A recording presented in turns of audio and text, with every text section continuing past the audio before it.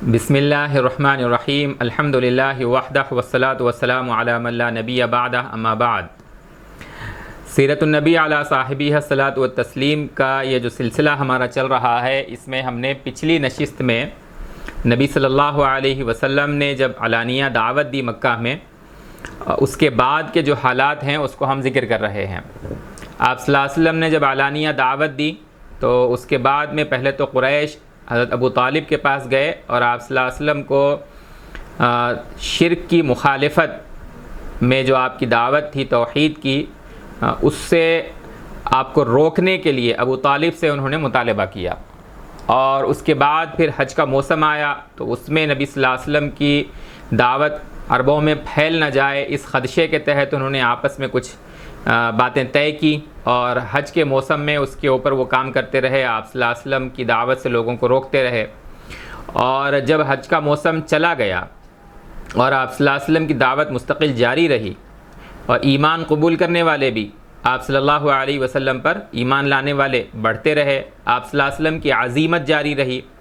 یعنی آپ صلی اللہ علیہ وسلم مستقل مسلسل اسلام کی دعوت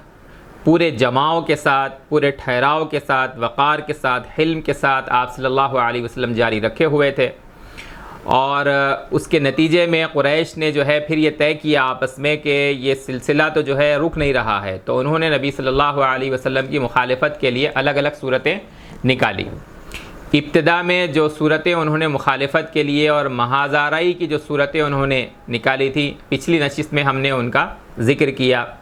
کہ کیسے وہ رسول اللہ صلی اللہ علیہ وسلم کا استہزاء کرنے لگے، کیسے تمسخر کرنے لگے، کیسے آپ صلی اللہ علیہ وسلم کا جو ہے آپ کے صحابہ کا مذاق اڑانے لگے۔ ابتدا میں یہ صورتیں انہوں نے اختیار کی اور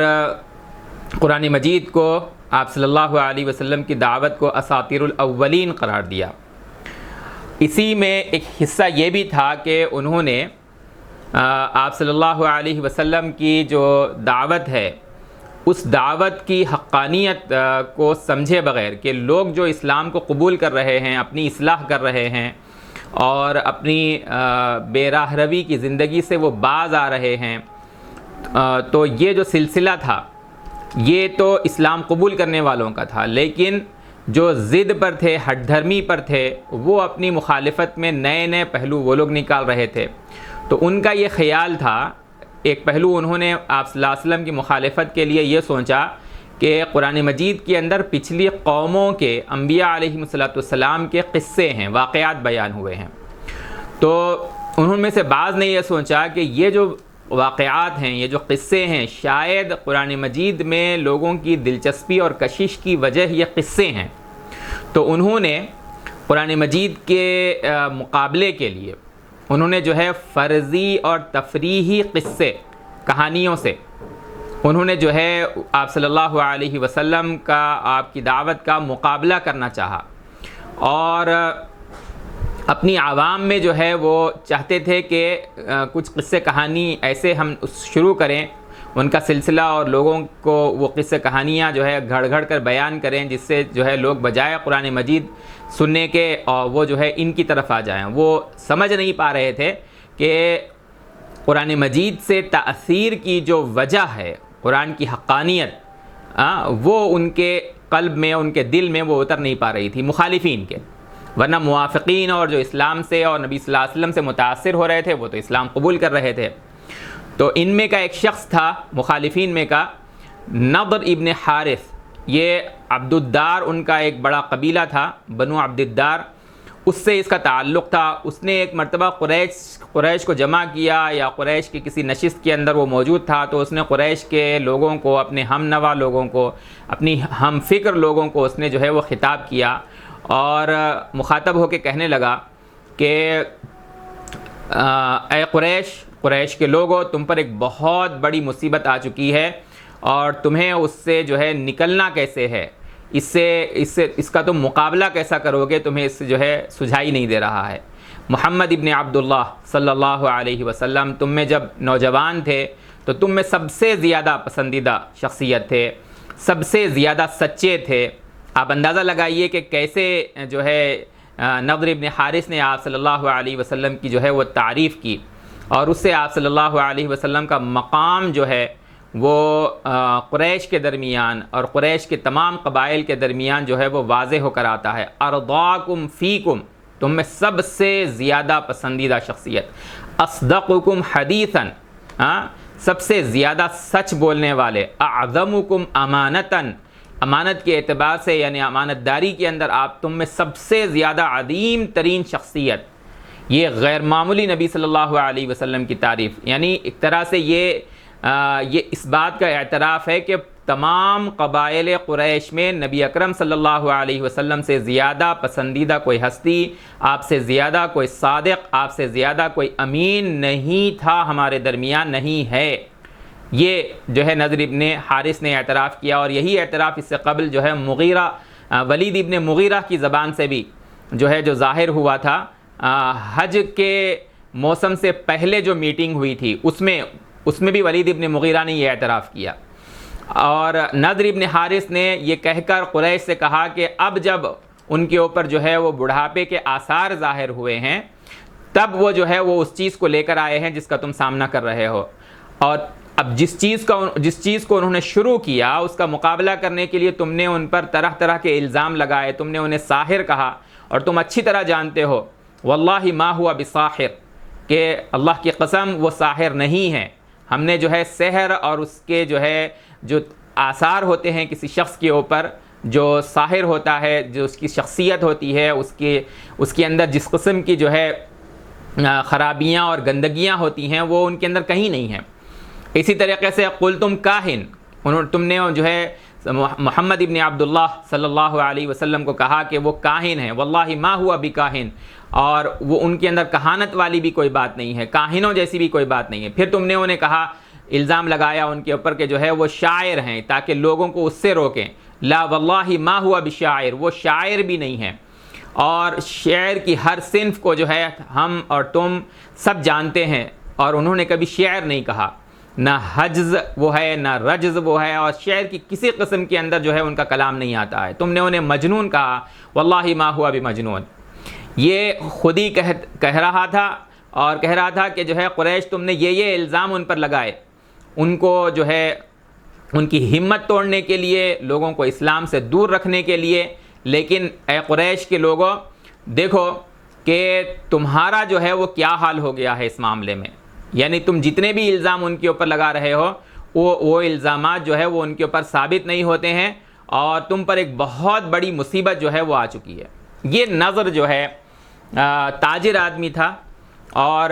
الگ الگ علاقوں میں الگ الگ منڈیوں کے اندر یہ جایا کرتا تھا، تو پھر اس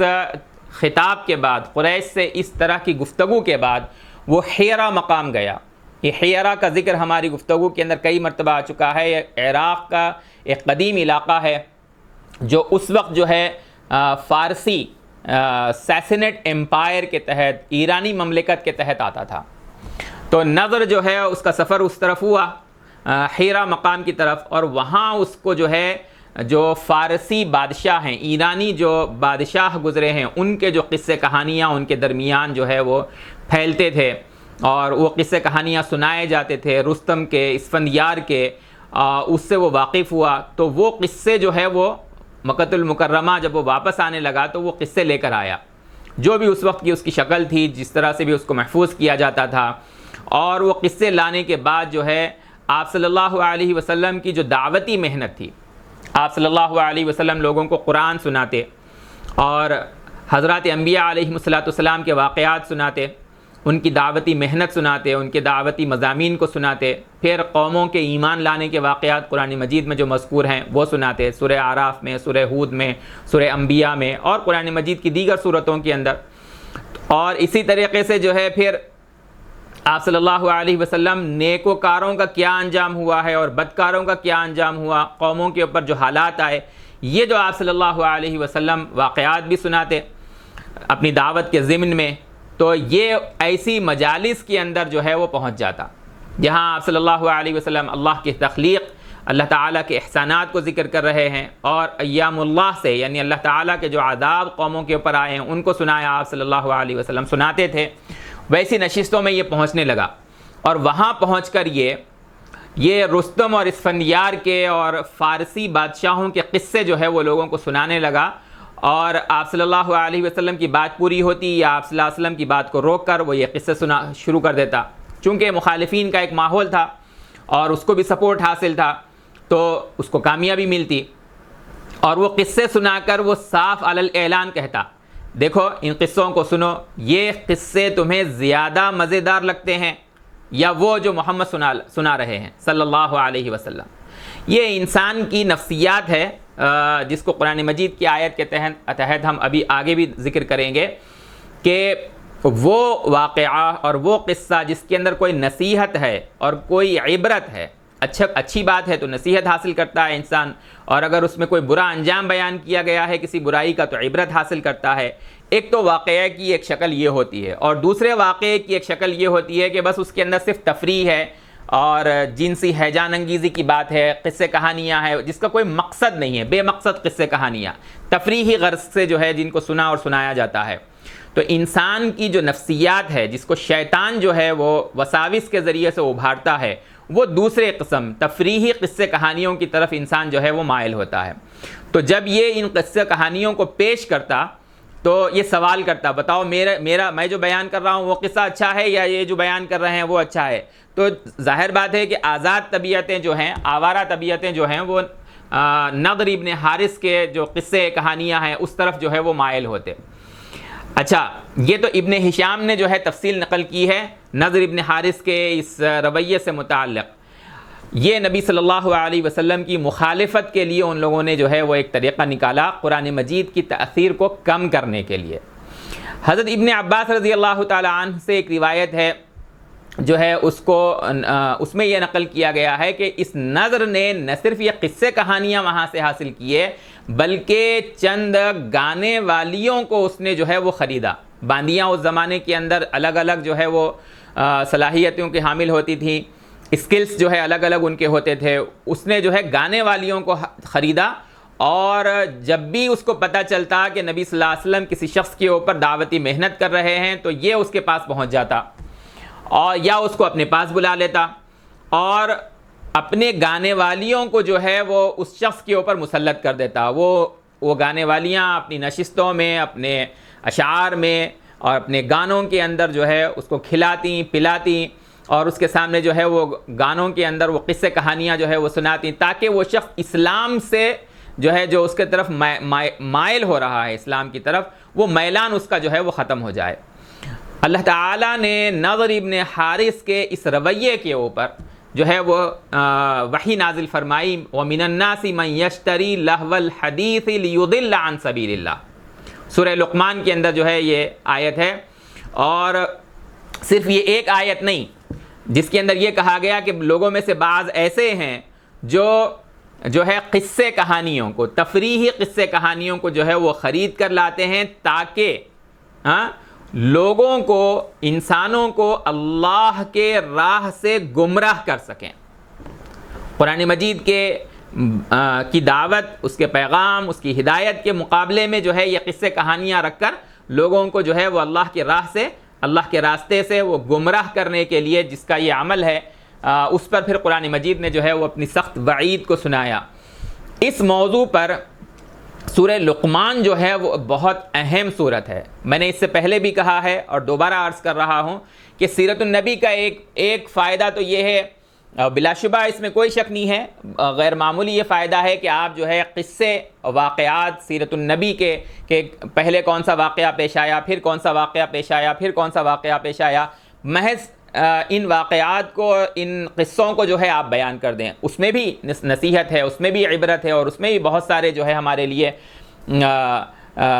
دین کو سمجھنے اور رسول اللہ صلی اللہ علیہ وسلم کی سیرت کو سمجھنے، آپ صلی اللہ علیہ وسلم کی سیرت کو سمجھ کر آپ کا تقرب اور آپ کی محبت جو ہے وہ اپنے دل میں بٹھانے، اللہ کا تقرب حاصل کرنے کا یہ بہت بڑا ذریعہ ہے۔ لیکن اس لیکن کو اچھی طرح سمجھیے کہ ہماری کوشش یہ ہے اس سیرت النبی کے سلسلے کے اندر کہ جہاں قرآن مجید کے مضامین کی بات ہے، خاص طور سے دعوت جو اس وقت کا سب سے اہم ترین موضوع ہے، اسلام کی دعوت دینے کے لیے قرآن کس انداز سے دعوت دیتا ہے، رسول اللہ صلی اللہ علیہ وسلم قرآن سے کس انداز سے دعوت دیتے تھے، اس کو اسی سیرت کے سلسلے میں، انہی واقعات کے ضمن میں کہ کون سے واقعے سے قرآن مجید کی کون سی آیت اور وہ آیت قرآن مجید کی کون سی سورت سے متعلق ہے، اور پھر اس سورت کے اندر کیا خطاب ہے اللہ تعالیٰ کا ان لوگوں کے لیے جن کے سامنے دعوت پیش کرنا ہے یا وہ دعوت کی مخالفت کر رہے ہیں، تو اس اعتراض کا جواب کیا ہے اور اس میں کیسے اپیل جو ہے وہ ذہنوں کو کیا گیا ہے۔ یہ قرآن مجید کی سورہ لقمان جو ہے وہ اسلام کی مضبوط دعوت پر اہم ترین سورت ہے، اور اس میں ان اعتراضات کے جوابات بھی ہیں جو عام طور پر کفار و مشرکین کو اور اسلام کی مخالفت کرنے والوں کو اس دور میں تھے، اور آج بھی جو ہے اسی طرح کے ذہن کے، اسی ذہنیت اور اسی نفسیات کے لوگ آپ کو ملتے ہیں جبکہ آپ عملاً دعوت کا کام کر رہے ہوں۔ تو اس صورت کے اندر اس بات کو واضح کیا گیا ہے کہ یہ معاملہ قرآن مجید کی تأثیر کا معاملہ قصوں اور کہانیوں کا معاملہ نہیں ہے، بلکہ حق اور صداقت کا، سچائی کے جو ہے وہ حق و صداقت کے پیغام کا معاملہ ہے، یہ جو رب العالمین نے اپنے بندوں کی ہدایت کے لیے اس پیغام کو بھیجا ہے۔ آپ دیکھیے اس سورت کو کتنے ہی مضبوط طریقے سے یہ سورت جو ہے کتنے مضبوط طریقے سے اسلام کی دعوت کو اور اسلام کے پیغام کو پیش کرتی ہے کہ یہ جو آیات ہیں، الف لام میم تلک آیات الکتاب الحکیم، یہ جو آیات ہیں قرآن مجید کی جو آیات ہیں وہ کتاب حکیم کی، حکمت والی کتاب کی آیات ہیں۔ تم جو ہے اس کا مقابلہ قصے کہانیوں سے کر رہے ہو،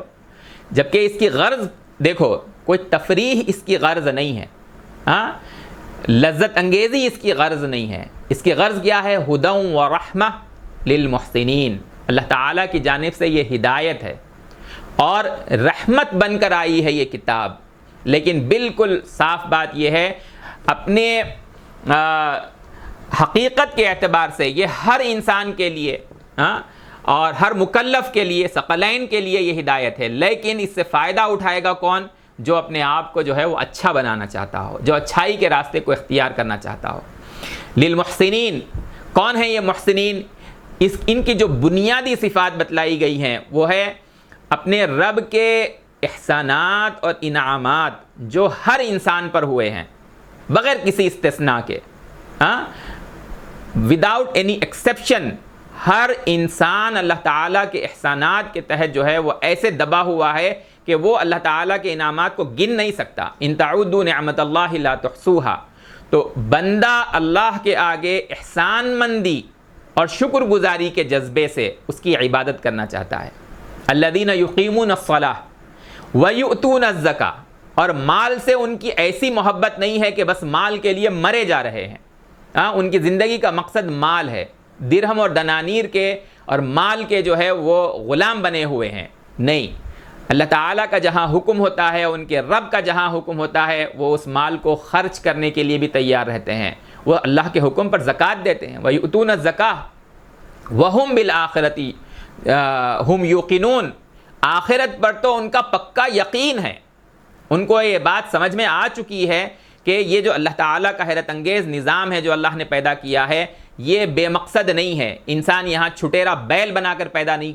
کیا گیا ہے کہ اپنی مرضی سے اپنے خواہشات کے پیروی میں جیسے چاہے زندگی گزارے، بلکہ ایک انسان کو اپنی زندگی پورا کر کے اللہ تعالیٰ کے یہاں حاضر ہونا ہے، اپنے اعمال کا اس کو جواب دینا ہے۔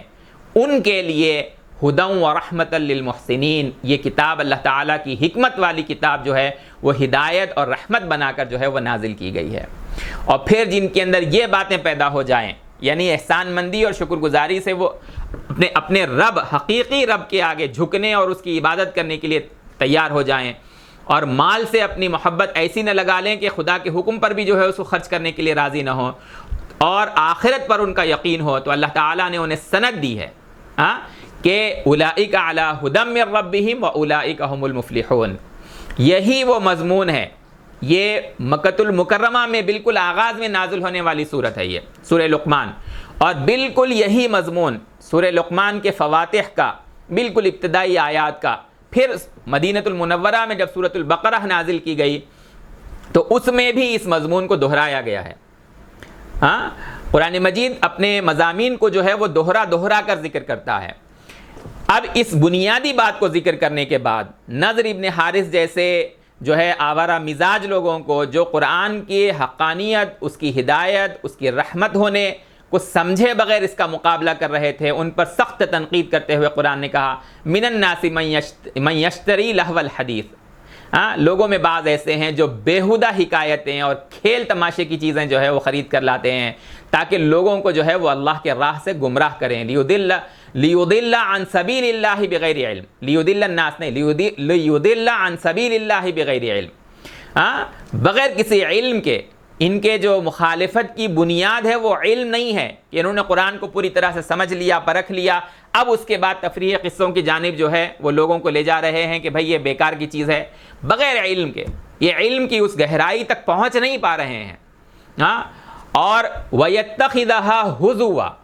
یہ جو ہے قرآن مجید کی آیات کے ساتھ جو ہے وہ مذاق کر رہے ہیں۔ أُولَئِكَ لَهُمْ عَذَابٌ مُهِينٌ، قرآن مجید نے کہا کہ ان کے لیے جو ہے وہ ایک اہانت والا، یہ قرآن کے ساتھ استہزاء کر رہے ہیں، ان کے ساتھ ان کو ذلیل کرنے والا، بے عزت کرنے والا عذاب جو ہے وہ ان کے لیے مقدر ہے۔ ان کا حال یہ ہو گیا ہے، قرآن مجید نے ان کو جو ہے وہ سوچنے پر مجبور کرتے ہوئے کہا۔ آج بھی جو ہے دعوت کا کام کرنے والے جب بیان کریں تو قرآن مجید کے اس مضمون کو بیان کریں کہ جب ان کے اوپر جو ہے اللہ تعالیٰ کی آیات کو، ہماری آیات کو جو ہے وہ پڑھ کر سنایا جاتا ہے تو یہ تکبر کے ساتھ جو ہے وہ پیٹ پھیر کر چلے جاتے ہیں، ایسے جیسے کہ انہوں نے سنا ہی نہ ہو، ایسے جیسے کہ ان کے کانوں کے اندر جو ہے وہ کوئی رکاوٹ جو ہے وہ انہوں نے رکھ لی ہو اور وہ ان کو اللہ کی آیات سننے میں جو ہے وہ مانع بن رہی ہو، رکاوٹ بن رہی ہو۔ فبشرہ بعذاب علیم، قرآن نے کہا کہ ایسے نالائقوں کو جو اللہ تعالیٰ کے شکر گزاری کو اختیار کرنے کے بجائے یہ آوارہ مزاجی دکھا رہے ہیں، ان کو دردناک عذاب کی خوشخبری سنا دیجیے۔ یہ ایک طنزیہ انداز ہے جو قرآن نے اختیار کیا، اور قرآن نے واضح کیا کہ تم مؤمنین کا مقابلہ کر رہے ہو، جبکہ ان کا معاملہ یہ ہے کہ وہ لوگ جو ایمان لا چکے ہیں اور نیک عمل میں لگ رہے ہیں، رسول اللہ صلی اللہ علیہ وسلم کی تعلیم اور تربیت کے مطابق اپنے آپ کو سدھار رہے ہیں، ان کے لیے نعمتوں والے باغات اللہ تبارک و تعالیٰ کی جانب سے مقدر ہیں جس میں وہ ہمیشہ رہیں گے، اور یہ اللہ کا وعدہ برحق ہے، خالدین فیہا وعد اللہ حقا۔ یہ رسول اللہ صلی اللہ علیہ وسلم کی دعوت قرآن مجید کے ذریعے سے، قرآن مجید کا جو ہے وہ خطاب قریش سے، اور قرآن مجید کا خطاب پوری انسانیت سے، کہ وہ لوگ جو رسول کی دعوت پر ایمان لائیں اس سچائی کے اوپر اور اپنے جو ہے وہ اصلاح کریں، نیک عمل کو اختیار کریں، اللہ تعالیٰ کی جانب سے ان کے لیے آخرت میں نعمتوں والے باغات مقدر ہیں جس میں وہ ہمیشہ رہیں گے۔ یہ اللہ کا برحق سچا وعدہ ہے، اور اللہ تبارک و تعالیٰ زبردست ہیں، اللہ کو کوئی عاجز نہیں کر سکتا اس انجام کو لانے کے لیے۔ اللہ حکمت والے ہیں، اپنی حکمت سے اللہ تعالیٰ نے دنیا کے اندر عمل اور آخرت کے اندر جزا کو مقدر کیا ہے، دنیا کے اندر اللہ تعالیٰ ڈھیل دے رہے ہیں۔ قرآن نے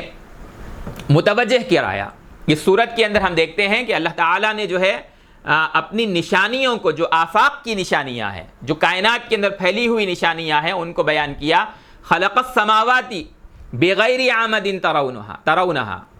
کہ تم دیکھو کہ اللہ تعالیٰ نے آسمانوں کو پیدا کیا بغیر ستون کے، جن کو تم دیکھ بھی نہیں پاتے۔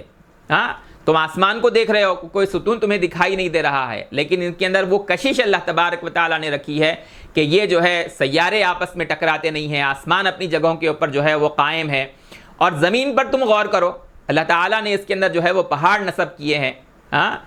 یہ اس لیے اللہ تبارک و تعالیٰ نے زمین کے اندر پہاڑ نصب کیے ہیں، رواسی ان تمید بکم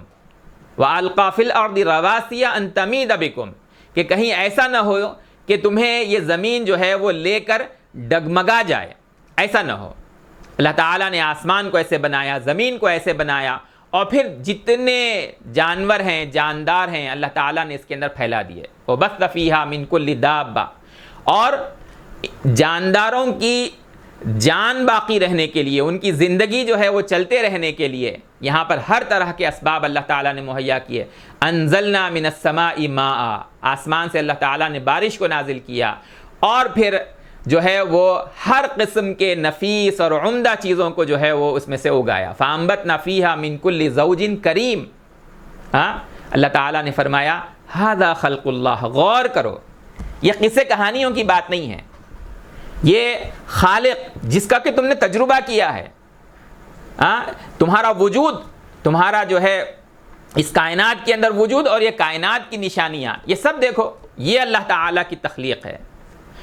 اب تم بتاؤ کہ جس کو تم اللہ کے علاوہ پوج رہے ہو، ارونی ماذا خلق الذین من دونہ، جن کو تم اللہ کے علاوہ پوج رہے ہو انہوں نے کیا پیدا کیا ہے، جن بتوں کو تم پوجتے ہو انہوں نے کیا پیدا کیا ہے، بتاؤ۔ یہ قرآن مجید کا استدلال ہے۔ آسمان تم دیکھ رہے ہو، زمین تم دیکھ رہے ہو،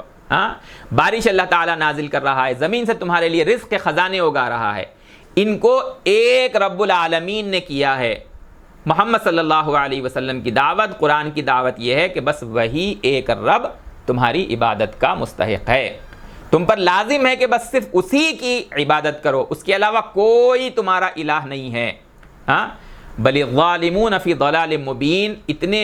دلائل کے ساتھ وضاحت کے بعد بھی اگر کوئی اس سے انحراف کرتا ہے تو اللہ تعالیٰ نے فرمایا کہ یہ ہیں ظلم کرنے والے۔ رسولوں کی دعوت کے اندر جو بالکل اسٹریٹ فارورڈ جو اسٹینڈ دکھائی دیتا ہے کہ بس یہ حق ہے، وہ اس دلیل کی بنیاد پر ہے کہ ہر چیز کو واضح کر دیا گیا، یہ اللہ کی تخلیق ہے، اس کے علاوہ کوئی اور حق نہیں ہے، اس کے علاوہ کسی اور راستے کو کوئی شخص جا رہا ہے تو وہ ظلم کرنے والا ہے اور گمراہی کے اندر مبتلا ہے۔ اچھا، تم قصے کہانیوں کی طرف راغب ہو رہے ہو، تو دیکھو ہم نے جو ہے ایک قصہ جو ہے، کئی قصے ہم نے بیان کیے ہیں، ایک قصہ اور سنو، حکمت والا قصہ۔ یہ تفریحات کا اور آوارہ مزاجی کا جو ہے وہ قصہ نہیں، بلکہ لقمان جن کو اللہ تعالیٰ نے حکمت عطا کی، لقد آتینا لقمان الحکمہ، کہ اللہ تعالیٰ نے جو ہے فرمایا کہ ہم نے لقمان کو حکمت عطا کی، اور اس کا نتیجہ کیا نکلا؟ جب بھی کسی انسان کو حکمت مل جائے، اللہ تعالیٰ نے فرمایا قرآن مجید کے اندر جس کو حکمت مل جائے گویا کہ اس کو خیر کثیر مل گیا۔ تو حضرت لقمان علیہ السلام کو اللہ نے حکمت دی، تو حکمت کا لازمی نتیجہ کیا ہوتا ہے؟ جب بھی کسی انسان کے اندر حکمت پیدا ہوتی ہے تو وہ شکر گزار بندہ بنتا ہے۔ انشکر للہ، اور فرمایا انہوں نے من یشکر فانما یشکر لنفسی، من یشکر فانما یشکر لنفسی، جو شخص شکر گزاری کی روش اختیار کرتا ہے، اللہ تعالیٰ کے سامنے اللہ نے احسانات کیے ہیں، ایک بندہ شکر گزاری کا رویہ اختیار کرتا ہے، اللہ کی حمد بیان کرتا ہے، اللہ کے آگے جھکتا ہے، اللہ کی عبادت کرتا ہے، اللہ کی اطاعت کرتا ہے، رب العالمین کے آگے اپنی بندگی کا اظہار کرتا ہے، یہ اللہ پر کوئی احسان نہیں کر رہا ہے۔ من یشکر فانما یشکر لنفسہ، خود اپنے آپ پر جو ہے وہ اپنے لیے وہ شکر گزاری کا رویہ اختیار کر رہا ہے۔ اور اگر کوئی کفر کا، ناشکری کا رویہ اختیار کرتا ہے، ومن کفر فإن اللہ غنی حمید، تو اللہ تعالیٰ کو تمہاری عبادت کی، تمہاری اطاعت کی، تمہاری پوجا کی کوئی حاجت نہیں ہے، اللہ تعالیٰ بے نیاز ہے۔ یہ تمہارے فائدے کے لیے ہے کہ اللہ تعالیٰ نے تمہارے لیے اس ہدایت کو نازل کیا ہے۔ اللہ تعالیٰ تو حمید ہے، اللہ کی عبادت کے لیے پہلے بھی گزرے ہیں انسانوں میں، آگے بھی گزریں گے۔ تم ایک مخالفت کرنے والے ہو تو اللہ تعالیٰ کی مملکت، اللہ کی عظمت، اللہ کی کبریائی، اللہ کی کائنات میں کوئی کمی آنے والی نہیں ہے۔ اور پورے انسان اور پورے جن مخالف ہو جائیں تو فرشتے اللہ تبارک و تعالیٰ کی عبادت کے لیے ہیں، اور اگر سب مخلوقات اللہ تعالیٰ کی عبادت سے جو ہے وہ غافل ہو جائیں تب بھی اللہ تبارک و تعالیٰ کے غنا کے اندر، بے نیازی کے اندر کوئی فرق آنے والا نہیں ہے۔ یہ جو حکمت اللہ تعالیٰ نے حضرت لقمان کو عطا کر فرمائی، قرآن نے اس کے بارے میں کہا، قریش کو دعوت دیتے ہوئے کہ لقمان نے اپنے بیٹے سے کہا تھا، نصیحت کرتے ہوئے، وَهُوَ يَعِدُهُ وَإِذْ قَالَ لُقْمَانُ لِابْنِهِ وَهُوَ يَعِدُهُ يَا بُنَيَّ لَا تُشْرِكْ بِاللَّهِ۔ یہ حکمت کا تقاضا کہ ایک انسان سب سے پہلے خود اللہ تبارک و تعالیٰ کا شکر گزار بنتا ہے، اور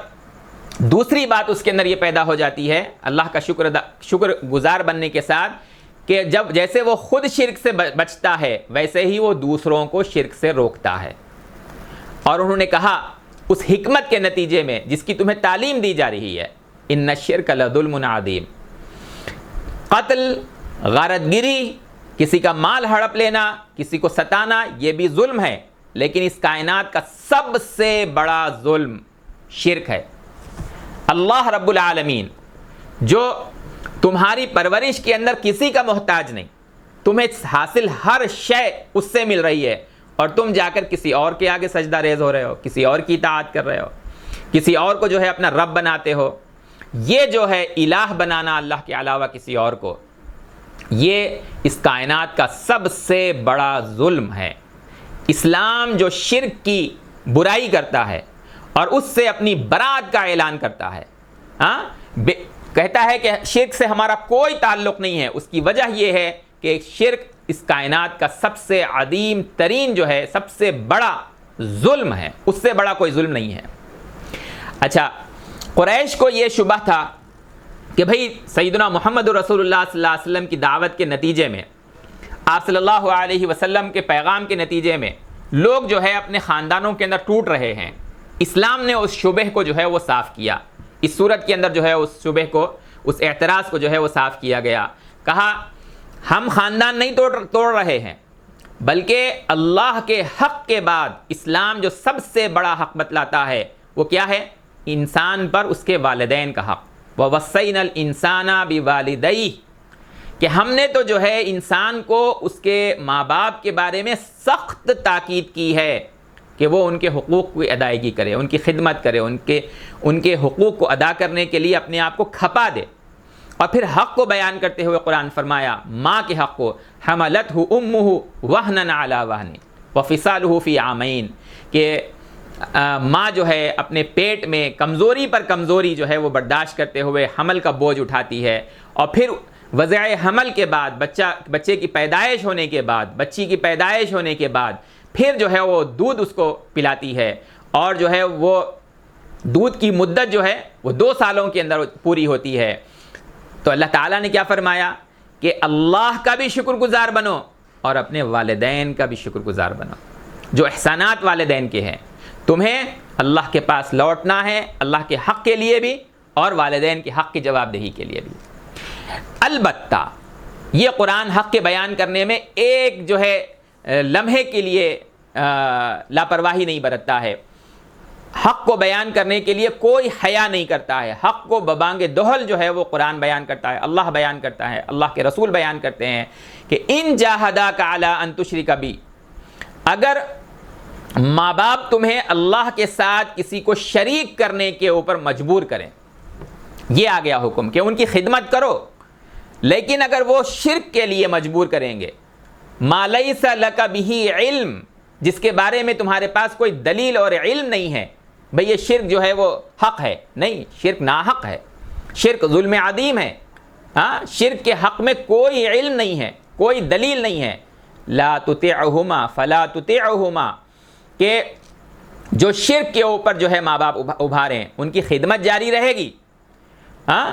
ان کے کام آئیں گے، ان کے ساتھ حسن سلوک جاری رکھیں گے، لیکن شرک کے معاملے میں ان کی فرما برداری نہیں ہوگی۔ وصاحبہما فی الدنیا معروفا، دنیا کے معاملات کے اندر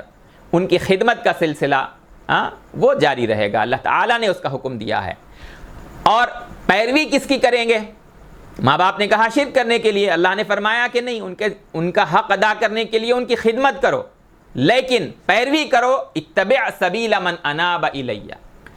وہ ہستی جس نے اپنا رخ اللہ کی طرف کر لیا ہے، سچے رب کی طرف کر لیا ہے، اس کے راستے کے اوپر اس کی پیروی کرو،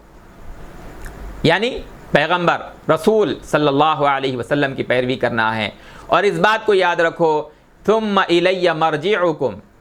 تمہاری یہ زندگی جو ہے وہ بس پیدا ہوئے، جوانی آئی، بڑھاپا آیا، مر گئے اور تمہاری زندگی ختم ہوئی، نہیں، لازماً ہر شخص کو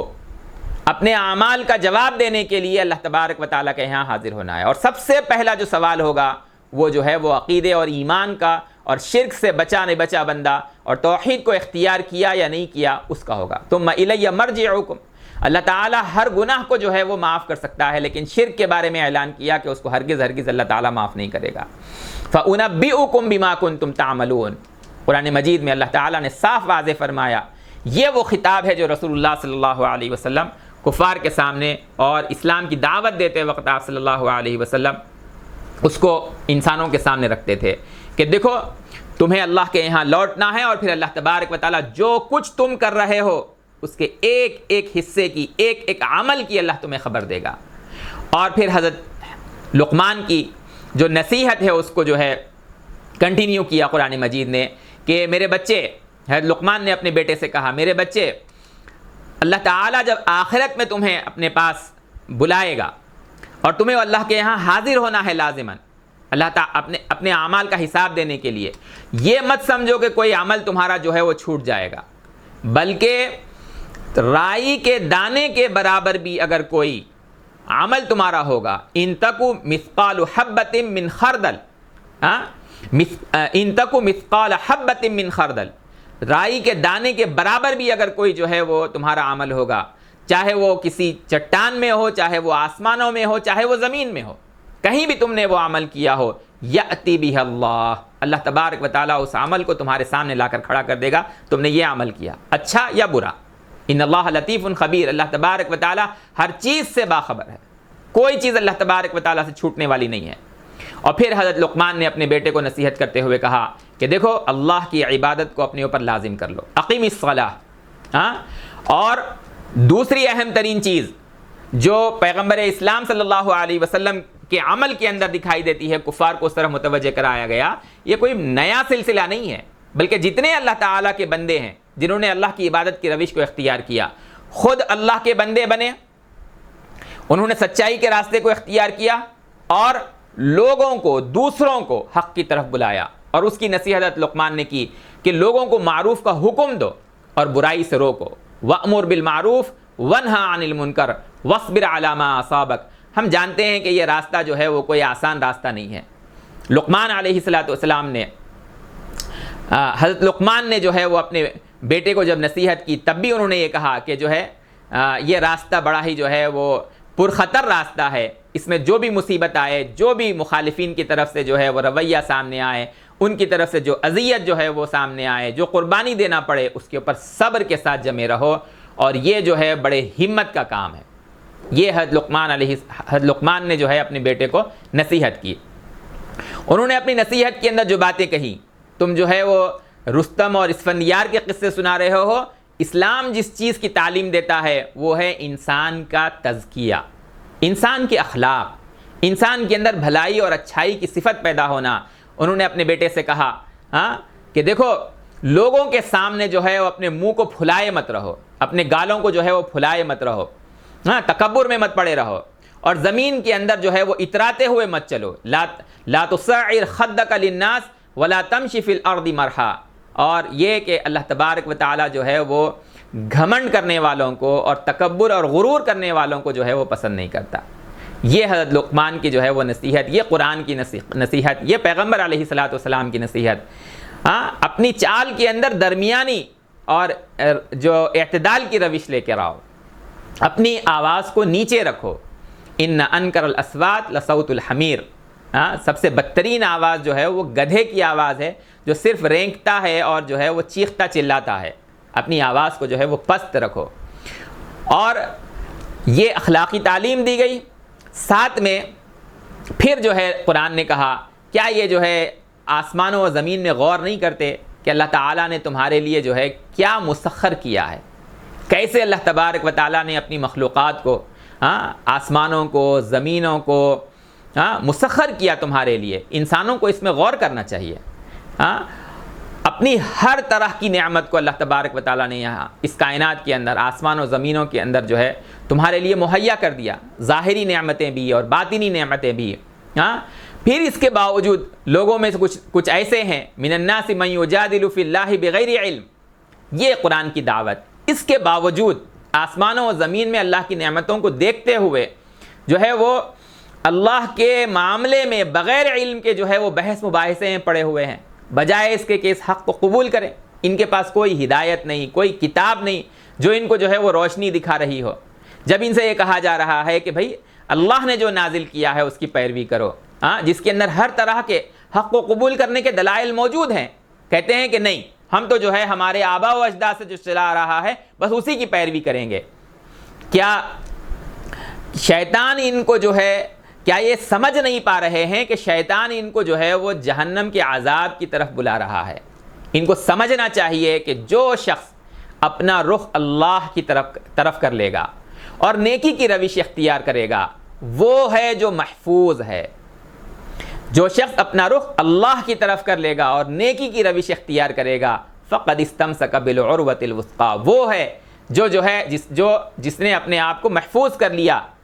برے انجام سے اور الی اللہ عاقبۃ الامور، ذہن سے یہ نکال دو کہ یہ دنیا تمہارا جو ہے وہ خاتمہ ہے، ہر چیز کا انجام جو ہے وہ اللہ کے پاس پہنچنے والا ہے۔ اگر کوئی جو ہے کفر کی روش اختیار کرتا ہے، نبی کرم صلی اللہ علیہ وسلم کو اس صورت کے اندر جو ہے وہ تسلی دی گئی کہ من کفر فلا یحزن کا کفر، اگر کوئی کفر کی روش اختیار کرتا ہے تو آپ کو جو ہے اس کا کفر، اس کی ناشکری اور اس کا انحراف وہ جو ہے آپ کو غمگین نہ کرے، ہماری جانب سب کو لوٹنا ہے، جو کچھ یہ عمل کر رہے ہیں پھر ہم انہیں بتلائیں گے۔ اللہ تعالیٰ ان کے نہ صرف اعمال سے واقف ہے بلکہ ان کے دلوں میں جو باتیں چھپی ہوئی ہیں اللہ تعالیٰ اس سے بھی واقف ہے۔ یہ دنیا کی جو زندگی ہے یہ ہمیں انہیں جو ہے وہ تھوڑا سا موقع دیے ہوئے ہیں، ڈھیل دیے ہوئے ہیں، لیکن پھر انہیں جو ہے کشاں کشاں اللہ تبارک و تعالیٰ کھینچے لیے چلے جا رہے ہیں ایک سخت ترین عذاب کی طرف۔ ثم نضطرهم الى عذاب غلیظ، آپ اگر ان سے پوچھیں گے کہ آسمان و زمین کو کس نے پیدا کیا، دعوتی پیغام دیتے ہوئے اگر آپ ان سے پوچھیں گے کہ آسمان و زمین کو کس نے پیدا کیا، یہ کہیں گے کہ اللہ نے پیدا کیا۔ یہ ایک حقیقت ہے۔ آج ہم جس ملک میں رہ رہے ہیں، ہندوستان میں ہم رہتے ہیں، یہاں پر جو ہے مشرکین بستے ہیں، اگر آپ ان سے پوچھیں کہ بھئی پیدا کرنے والا کون ہے، سب کہیں گے کہ وہ اوپر والا، وہ رب العالمین، وہ پرمیشور۔ ہر دنیا کی ہر قوم جو خدا کے وجود کے قائل ہے، جب اس سے سوال کیا جائے گا کہ آسمان و زمین کو کس نے پیدا کیا، سب کہیں گے اس ایک ہستی نے پیدا کیا۔ بس آپ واضح کر دیجئے کہ حق اسی سے سمجھ میں آ جاتا ہے، قل الحمدللہ، اب ہر طرح کا شکر جو ہے وہ اس اللہ کے لیے ہے۔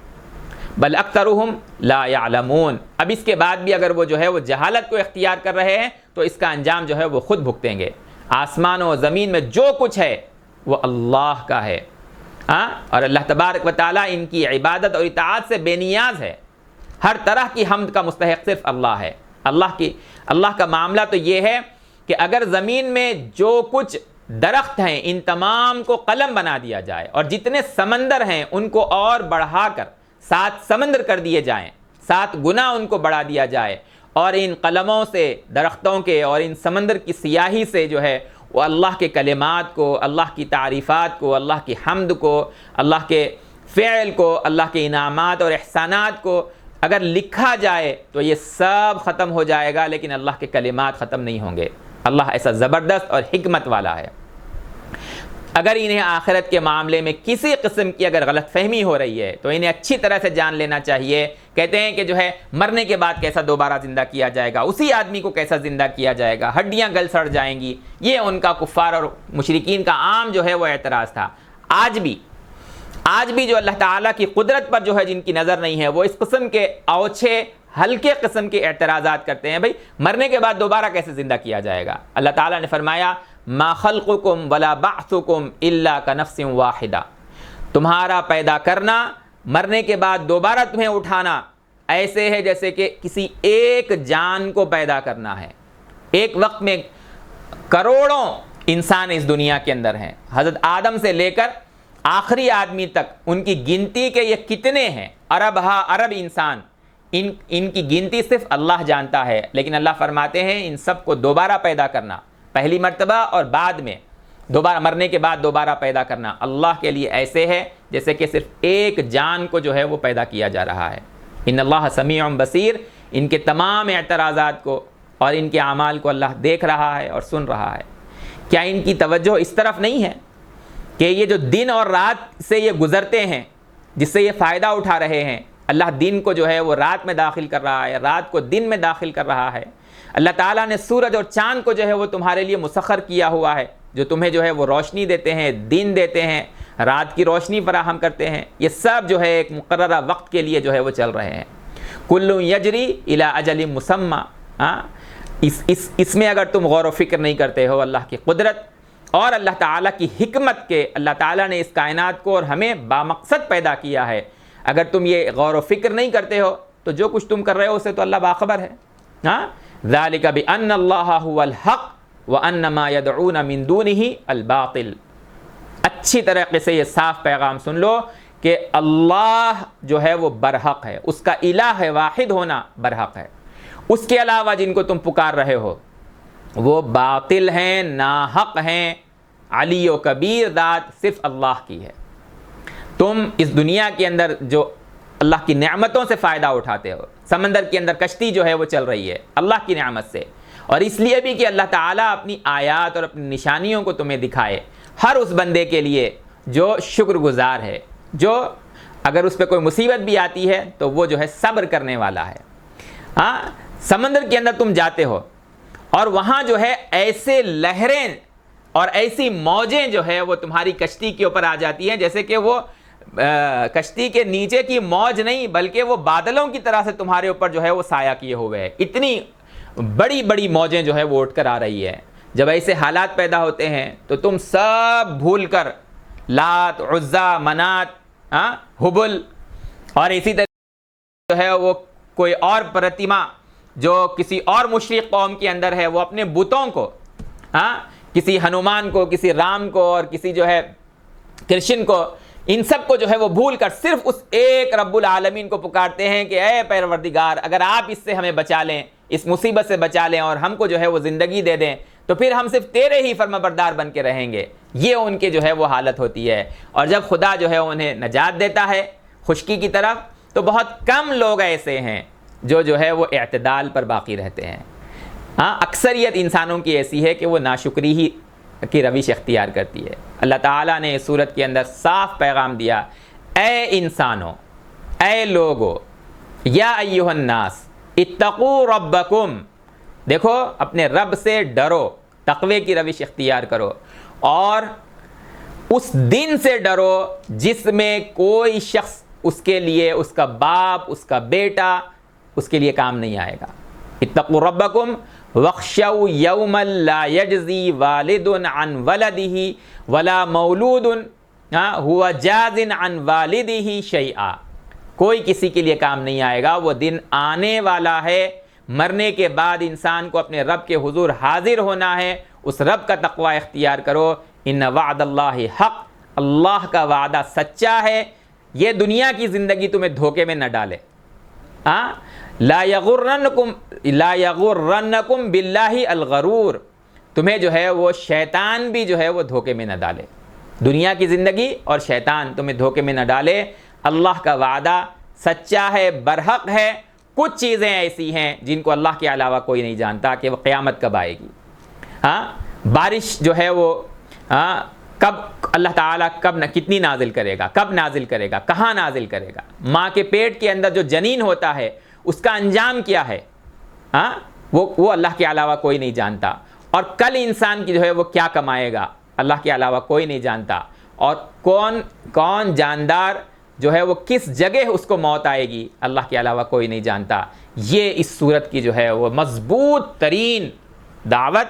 اللہ کا پیغام اور ہدایت کہ تم قصے کہانیوں سے اس کلام کا مقابلہ نہیں کر سکتے، یہ حق کی دعوت ہے،